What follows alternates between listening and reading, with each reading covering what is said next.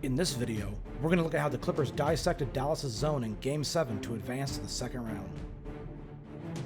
Alright, here we go. Game 7, do or die, winner take all.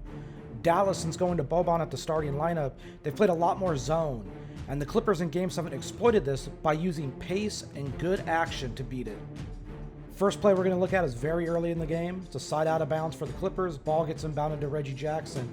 And here Paul George sets a little screen against Boban, which doesn't do much, but it actually caught my eye, and they end up doing more of it later as we get to it. But what's the best way to beat a zone? Get your best player to the nail, which is an open area. They get the ball to Kawhi Leonard. This is a good, solid shot for him. He knocks it in, and the Clippers are off to a good start against it. There are different ways to attack the zone. You can get the ball to the nail, but a good way is to play with pace and work mismatches to draw extra defenders over. We see that here because as Leonard is sizing up against Porzingis, Hardaway Jr., who's one of the top defenders in the zone here, comes over to double team, which frees up George on the pass. George can then swing it to Batum, who will read that Doncic is stunting over, which means that Jackson should be open in the corner.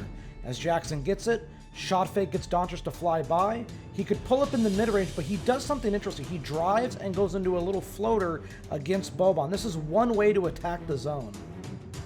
Another way to beat the zone is to play with pace and set early screens. Jackson's pushing the pace.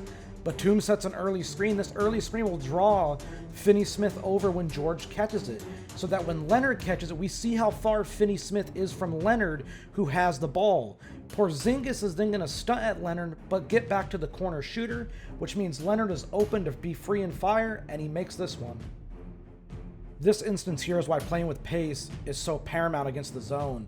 Leonard pushes the ball. He's going to get a mismatch against Doncic and try to work this.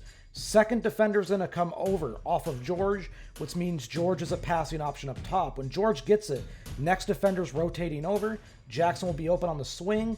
Reads the defender closing out, which means Batum is open on the second swing. And Batum smartly attacks the Boban closeout, which means what? There's no interior rim protector, and it's a dunk. This is expert navigation and surveying of a zone by Leonard, and also shows why you get the ball into the middle of the floor to your best player against a zone defense. As Leonard's going to shuttle across Porzingis here to get to the nail, what do we see? Leonard gets the ball at the nail. Now look at him face up. When he faces up, look at what the Dallas defense is doing as we pause it here. Everything is discombobulated. They're all keyed in on him. Leonard reads that Batum's flaring to the corner, so he knows if he kicks it to George, Porzingis has to rotate out, which means what? Swing to Batum, open corner three, nothing but cash.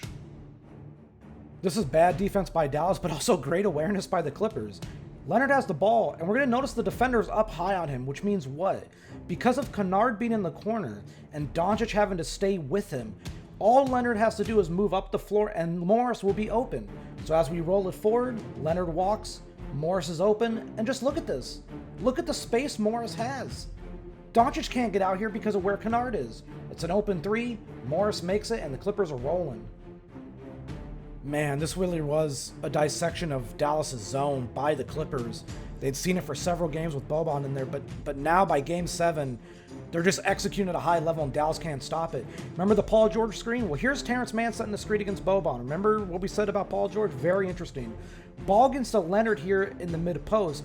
He's going to know that Porzingis is going to sag off of George in the corner, which means one pass to the corner, George has a great look, he makes the three, and this is perfect offense. All it took was simple actions to generate open shots for the Clippers against the zone. Look how high the defender up. The defender should not be this high up in the zone because it gives Morris space on the wing to which the defender now has to close out to. So what does George do? Well, I'm going to kick it to the wing and I'm going to get the ball right back. Batum's going to set a high screen. Well, now this defender on the wing has to come back out, which means what? Morris will be open.